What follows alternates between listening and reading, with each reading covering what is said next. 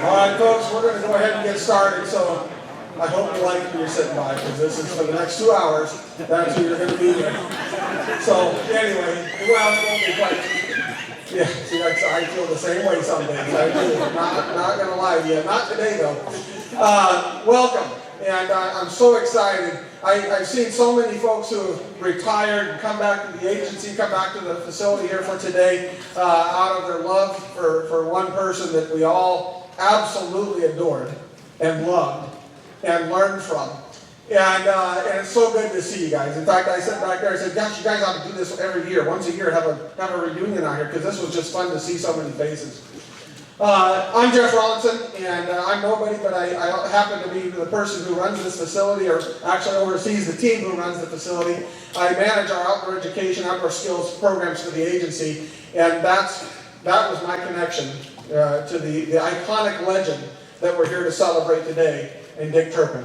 And I have to be honest with you, I knew him for a number of years, but it wasn't until a little bit later in my career that I really got to play with him and get out and do all kinds of fun stuff across the state. I met him back in, I think, about '91 when I was a kid going to school here and at the University of Fish and Wildlife College, and just fell in love with him. He taught me to be an instructor for hunter education, and I absolutely just fell in love with him. So that was my connection. Before we get started, I want to introduce just a few people. Now, there's so many iconic people here today that huge players in the agency, hugely important, and I'm not going to have time to go through everybody. But I do want to just bring your attention to a few folks here today. Of course, we have our director with us, Tim McCoy. Tim, it's so good to have you here. Appreciate that. Poor Tim and Roger Kuhn, where's Roger at? Right back there. They were just out west for a commission meeting and hightailed it back here to be with us today, so we appreciate that. Thank you so much. Our former director, Jim Douglas, sitting right over there in the front row. Jim, good to see you. Appreciate you being here. And that's where I'm likely going to stop, because there's just too many names and too many faces to go on. Oh my gosh, yes, where's Rex? And last but not least, the finale, ladies and gentlemen, former director Rex Amack. Good to see you, Rex. You look great. We'll be talking later, I'm sure. No lesson necessary. But anyhow, it's funny though, because as we went to build this facility here, the Outdoor Education Center, Rex was the director at the time that helped us get this thing started. And then Rex retired. Jim was the director at the time that helped us get the construction going and kick this thing over the finish line. And now Tim is the director that helped us develop a lot of the operational strategy that we have here. So all three players involved in this magnificent facility. So thank you all for that. We appreciate that. Okay. So we were talking about this for a long time, and over a year, and I know this has been a long time coming. State government moves at the speed of smell, so there's some things we had to do. It took us a little while.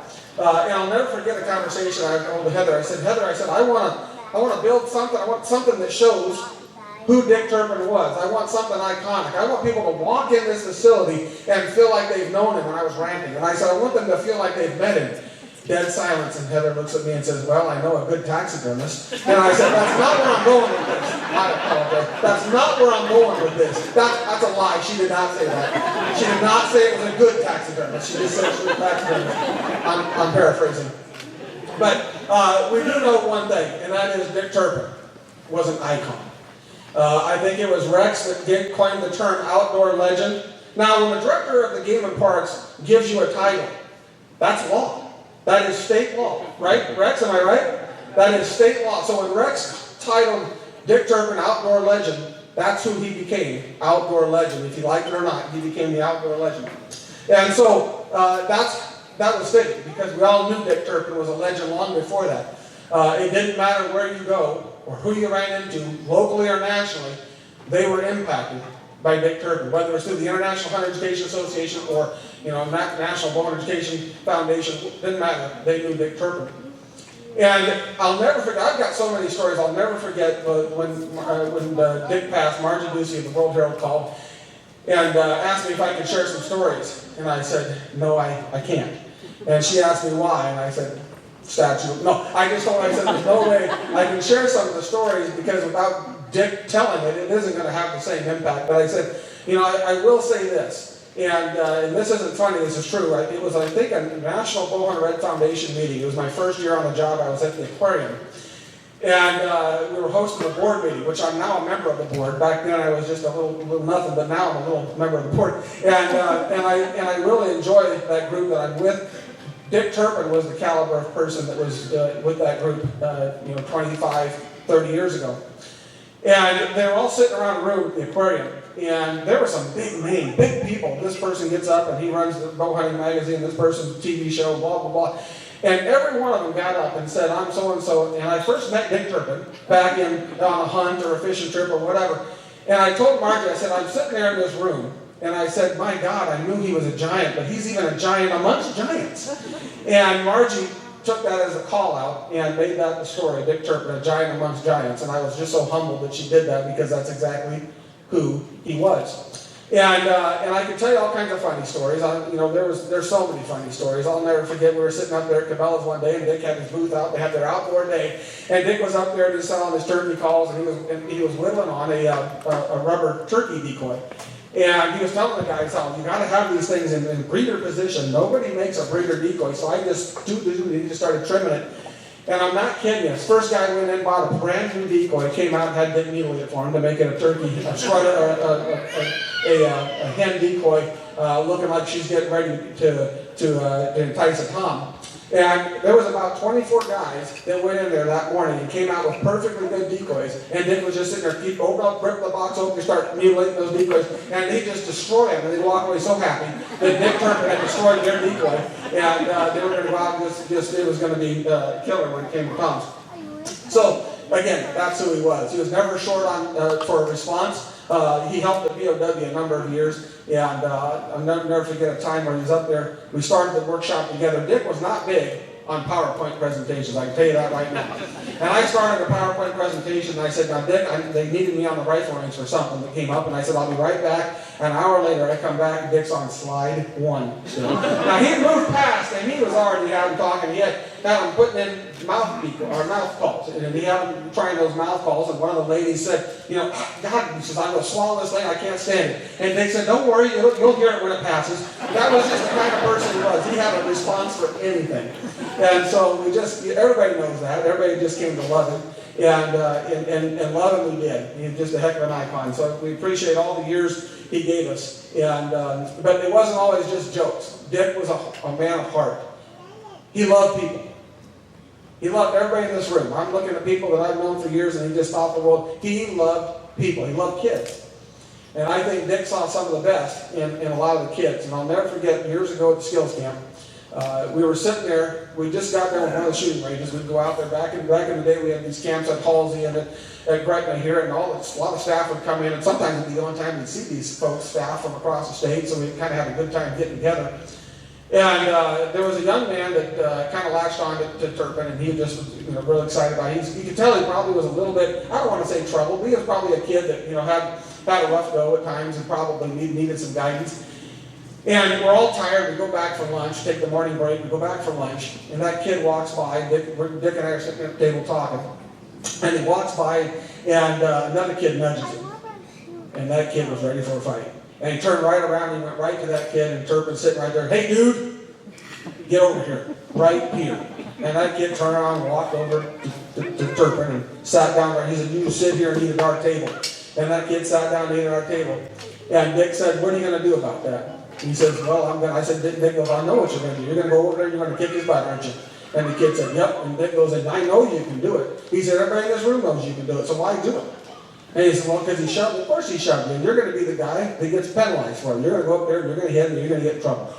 And the kid said, well, yeah. And Dick said, what do you think's going to happen? He said, we're probably going to get, time out or something. No, you're going to get kicked out of camp. You're going to go home. Your mom's going to come pick you. And he just kind of laid it out. And that kid, all week long, that kid came up and, hey, Turpin, go, dude. And they would just bite us. And by the end of that week, we had them for 4 days. By the end of that week, that kid and Turpin were like best friends. The very next year, that kid came back as a camp counselor. And I don't know if it was Dick's impact. I don't know what the impact of that kid's life, but he was a different kid. He was a different kid at camp because someone took an interest in him and showed him that there was a different way of doing things. And that, my friend, of all the jovial and funny stories, that is who Dick Turpin was. That is the kind of caliber of person that we're here celebrating today. I'm gonna leave it at that. I do know that we have some special surprise for you when we're done here this morning. But I just want to thank you again for being a part of the celebration and festivities. There's so many more things I could say, and I could go on, but he touched everybody's life in some way or another, and made everything we did just that much better. And I know staff, especially here, when you saw Dick Turpin show up, you knew it was just going to be that much more fun of a workshop, that much more fun of an activity. So with that, I'm gonna ask our director, Tim McCoy, to come up and say a few words, and then we have members of the Turpin family that will also be joining us here in a few minutes. Thank you.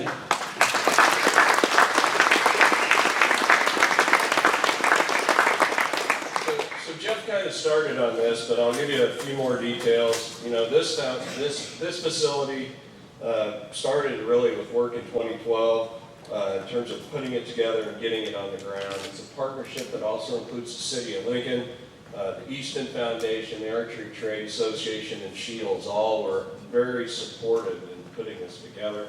Since its opening, this facility has touched the lives of over 80,000 people from all over Nebraska and all over the country that came through here. And we pride ourselves, the center prides themselves on innovative and quality outdoor education programming, especially enhancing shooting and hunting sports across Nebraska. It's very focused on public recreation, outdoor education programming for all ages, and training of shooting sports coaches to enhance the shooting sports across Nebraska. And it helps develop pathways, those great introductions for somebody to start shooting, to try shooting, to have success, to have somebody there to really help mentor them and help train them and help them get started so they see that success and they recognize what they're capable of doing.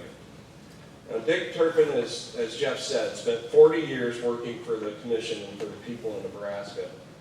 And he started his career as a grounds crew worker, and he was a conservation officer.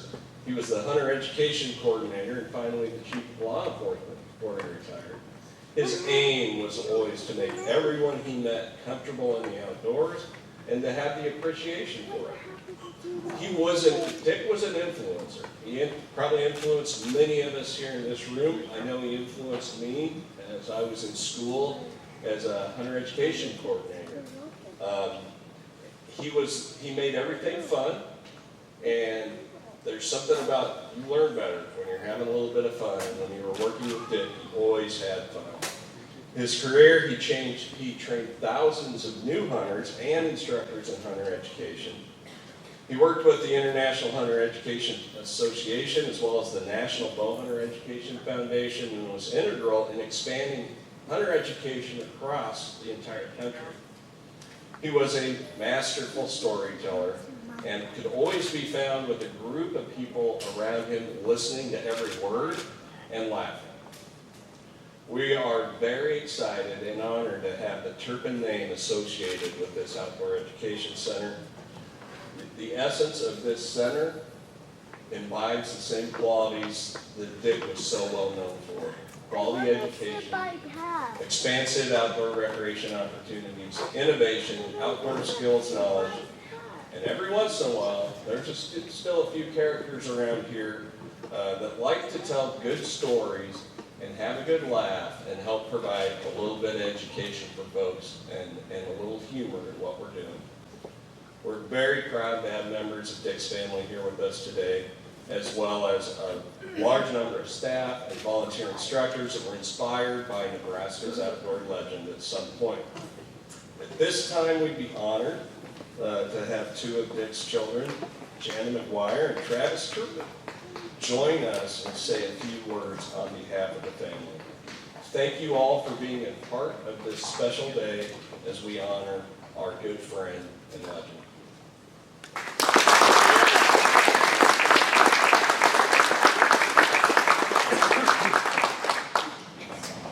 Thank you everybody for being here today.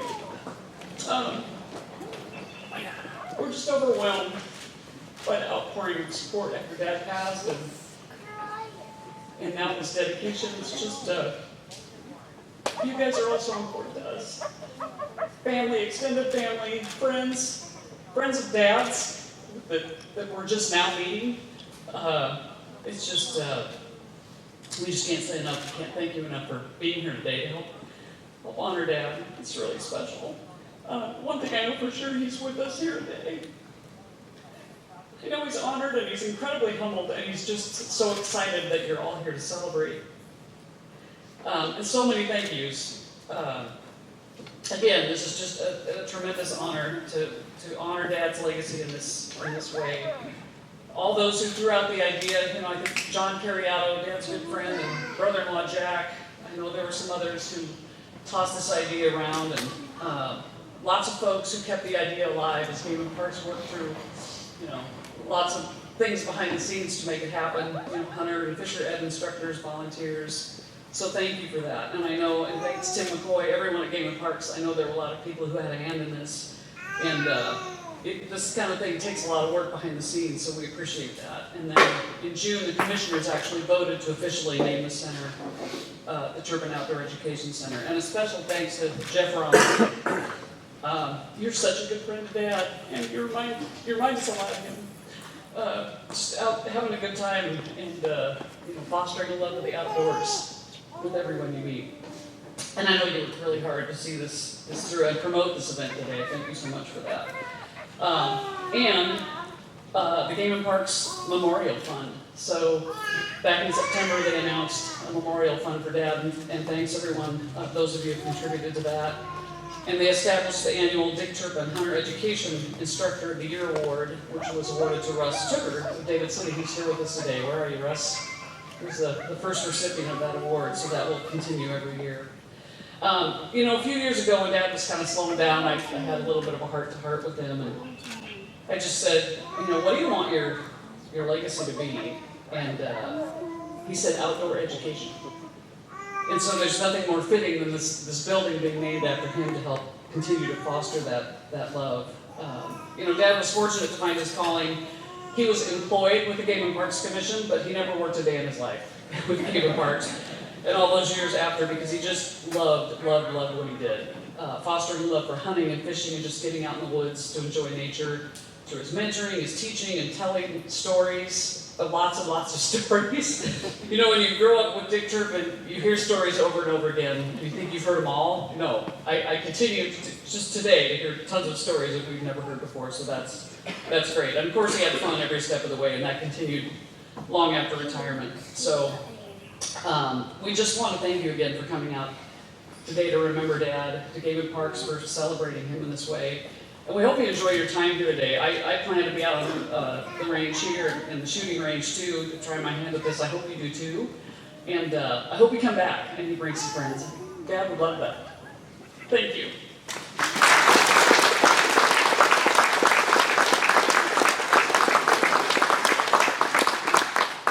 Jana is known as the spokesman of the Turpin Family.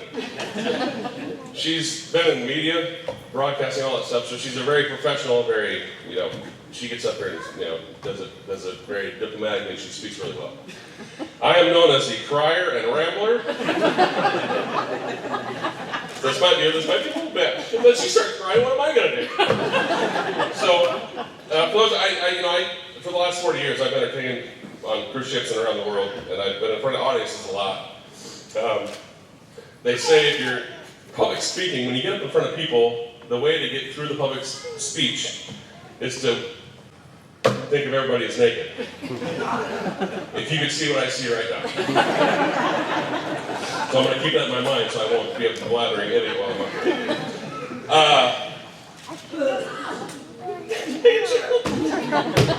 Just let it out. I just let it out. The last 3 days of Dad's life,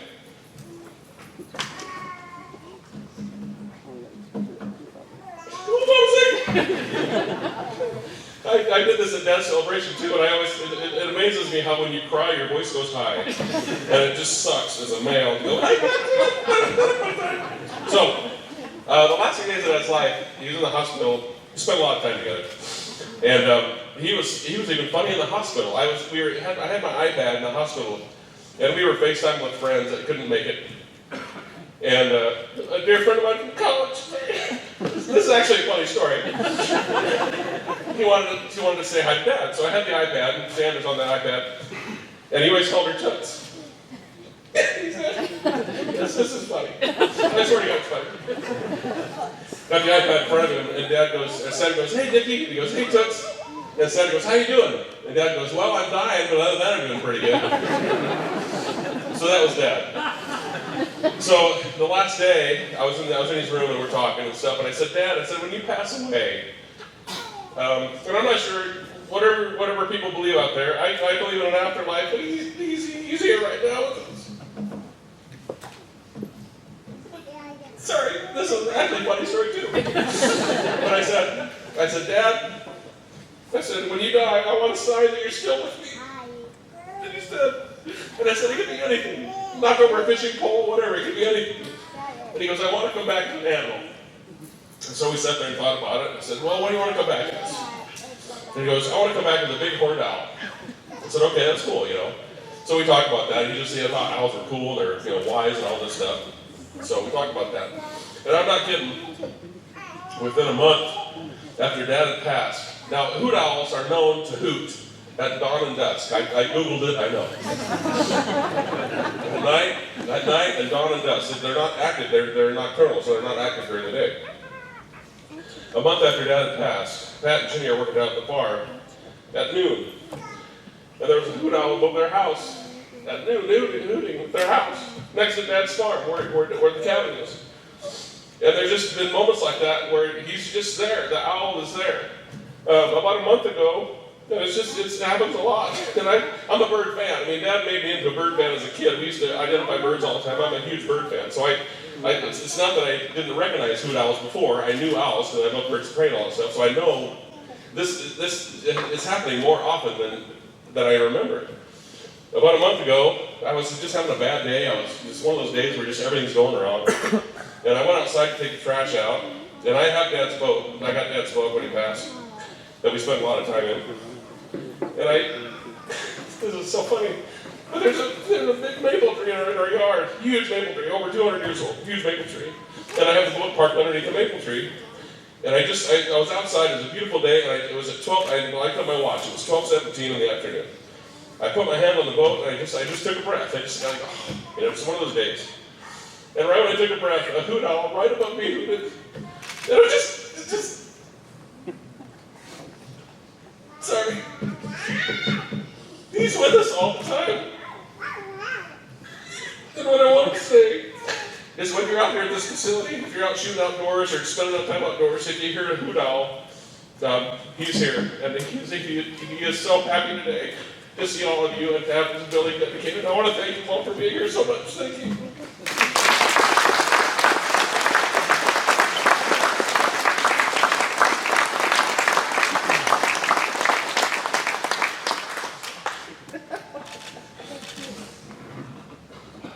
You're a tall guy. It's not fair, he's a tall guy. Thank you. Thank you guys so much. It's just, like I said before, for me, it's a bit, for all of us, bittersweet, but it's just too cool to have the Turpin name associated with the facility indefinitely. We appreciate that. This is an honor. It's an absolute honor. The only thing that's left, and I said this before, that we get together like this, and I said, "This is the one thing." I asked the people out there up front. I said, "What's the one thing you'd like when we all get together? Who would you like to hear next?" What do you think they said? They said that it'd be really cool if Dick could just get up there and say a story. Now, if he did, he'd be here for an hour. We'd all be laughing, and no one would want to leave. But that's not possible. We really can't do that. So we will do the next best thing, and that is. Dick joined us on our radio show every Thursday night. We do a radio show in Nebraska, Game Parks, Nebraska Outdoors, and he joined us quite often. Not quite often. Every once in a while, we'd get him on the show, and just we'd have a hoot. Just talk about all kinds of cool stuff, and just laugh and goof around. And unfortunately, you'll hear that, and that we laughed a little hard, too much sometimes. But Dick would always have stories, and so we said, Dick, in September of 2021, said, Dick, why don't we do a show on just good outdoor stories, how to really tell a good outdoor story. And Dick said, that'd be a good show. Heck yeah, I'll do that. And so we met there at KFR, and we did our Thursday night show on outdoor stories. And it it was a fun show. And there's some of them I'd heard before, others I hadn't, but it was just a lot of fun. And my IT specialist, Rachel Carlson back there, who is our second in command here at the facility, said, Jeff, I could do this. And so the last speaker, if you'll entertain me, will be Dick Turpin, as he was on September 2021, telling some stories on radio. But I just think about the things that just to me were just so funny. And I'm going to use names too. Because I want these guys to know. All right, make sure everybody in here knows. Everybody here knows Larry Porter. You know Larry Porter. Larry Porter is a boy. Larry Porter used to be the outdoor rider of the world era. Yeah, great guy. I just love him. He's one of my best friends. We go have coffee every once in a while. Well, I got to tell you this. I hunted up in Canada with Larry. We went archery hunting for bear. Yeah. And we go up there and hunt bear, and I killed a couple bears up there. That's all I need. I don't need to kill any more bears. But I got one on my floor. It was a big old bear, so I had her skinned and made a rug and all that stuff all through it, you know, sets it from the fireplace. So I appreciate that, but I'll tell you what was funny. Larry Porter, we went up there, I think we went moose hunting too. I'll tell you that story too. We went moose hunting up there, bow and arrow. And, but Larry, when we went over to that one year, it's sometimes when those bears come in, they're hard to tell how big they are. Yeah. You know, if you don't have something to compare to, you don't know whether that bear is this tall. They all look big when they first come. Yeah. Well, Larry shot this bear, and it was a little, teeny, weedy bear. I mean, you could pick it up with one hand and shake it. Well, anyway, he brought it in, and of course we all gave him the raspberries. But she had a little bitty bear. Well, when we come back across the border, we get into Minnesota. There was a place there that had a butcher shop that did our meat. So we leave our animals there. We pack them, leave them there, and he'd all pack that up, and then he'd somebody go up there and get it, or else he'd ship it. Well, there was right across the street from that butcher shop, and it was an old style butcher shop, was the taxidermist. And he was a character. You walk into that shop, I don't know how he ever kept anything straight. It was just so trashed, hides hanging here, skulls over here, antlers over here, just junk all over. Well, anyway, Larry took that little bear in there. And the guy said to Larry, he said, you know something? Larry said, what? He said, this will be the best mount you ever have. And Larry said, really? He said, yeah, I'm not kidding. Well, Larry said, boy, they all teased me, I'll shoot a little bear. He said, I'm going to mount this little bear on a tree stump, like it's just crawled up and it's looking, with its paws kind of up like horizontal. And he said, I'll fix it up, and you can set that in front of your fireplace. That'll be the best mount you ever got. And when he finally got it, it was. Oh, he's so proud of that little bear. He's got a sailor's cap on it. He said, wearing a sock fence, it's a little white sailor cap. It's just so cute, you can't believe it. But anyway, a lot of people are into that, but that is.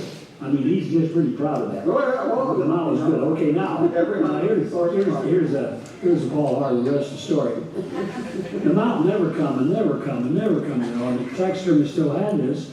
And Larry got a little nervous, so the guy got the meat all done, and somebody made arrangements to go up and get it, you know. So they checked with the taxidermist. He said, oh, God, I don't know where that is. He started looking around, you know, and he couldn't find it. So they couldn't bring it back. Of course, it wasn't done. But they couldn't bring it back anyway. Well, anyway, Larry waited. I'm talking about, 2 or 3 months, you know, and he never heard anything from him. Finally, one day he got a call. And it was the taxidermist. And he said, Larry, I'm calling about the bear. Oh, Larry said, great. You got the bear done? Yeah, he said, it was already done. I just couldn't find it. He said, you couldn't find it? No, he said, it was sitting on the shelf behind the squirrel. That's how little that bear was. I remember as I'm looking at he passed away. We went bowling there with another big guy. Yeah, we were trying to kill squirrels. And we got this squirrel on the tree, a little oak tree, and there was a little hollow kind of a deal. And that squirrel got his foot in that hole, but he couldn't get his hind legs up to get a hold to push him in. And there he hung. And he was just hanging out of that tree. And he wasn't up there very high, maybe 8 feet or so. And Dick and I was asking with our bows and everything, Well, it's funny how here you are, you're trying to kill them, you know, and here's this poor little squirrel, just can't quite make it in the hole. And so Dick says, what are we gonna do? I don't know. Here's that little squirrel. And we killed a couple. I was standing by a tree and I had my arrow in my hand, and this little squirrel comes down, and I was just standing there real still, and he didn't know what it was. Sure. And he crawled right down on that limb where my arrow was. I just turned loose and killed him. Yeah. So we skinned him, and of course we had the meat because we were cooking.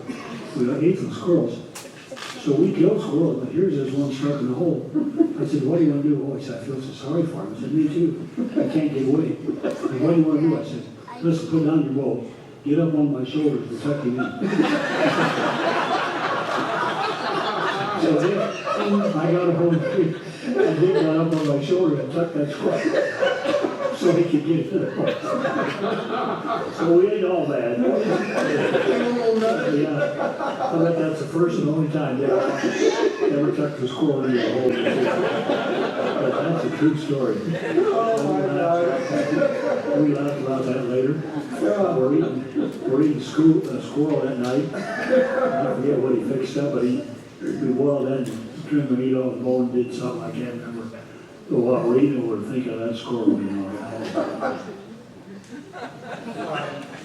Well, no one can tell it better than Dick Turpin. I'm going to tell you that right now. We got a full hour of it that night, and we just had a blast. There's a lot of stories that many of you have lived over a lifetime with Dick, and every single one of them, everybody can remember. If he was here today, he'd probably tell the vasectomy story. I bet that'd be the one that you've all heard that story, and so but we won't. That one's forever ingrained in legend. So with that, I'm going to thank you once again for being here. Thank our director. Our past directors, Jim Douglas, Rex, you know you're my favorite, right? You always know you're my favorite. Well, the favorite one named Rex anyway. You're my favorite director named Rex. You know that for darn sure. But thank you all for being here. We appreciate it. Now we're going to unveil the plaque. This is a plaque, and again, I have to huge kudos and thanks to Heather Donahoe, who runs the facility here for us, because she took the lead on this and trying to put things together. The timeline was something that only people that can get things done get done, and so her and the team here did a lot, and we appreciate all your help in getting this put together. When I saw the plaque, I did not know that we were going to have a colored plaque, and she just took the lead, and it looks beautiful. So that, I'm going to ask our panel group to come up here, the family, and we're going to go ahead. Instead of cutting the ribbon, we're going to take the curtain off the plaque. The plaque will go at the front of the building, and forevermore, once this is done, this facility, the Nebraska Game and Parks Outdoor Education, now will be known as the Turpin Outdoor Education Center. Bravo. Oh, yeah.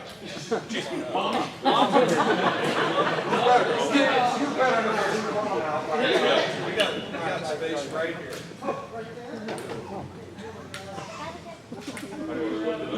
Lift it up or pull it down? You know what? I'm going down. Pull it ready? Ready on one, 2, 3.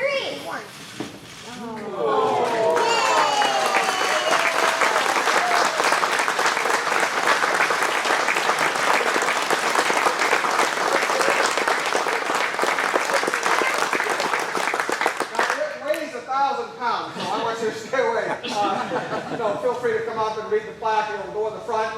And enjoy the day. Have some fun with us. We got a lot of cookies to eat still and drinks. A lot of folks haven't seen each other in a lot of years. So please stay here and enjoy the day with us. And let's continue celebrating. So thank you all very much.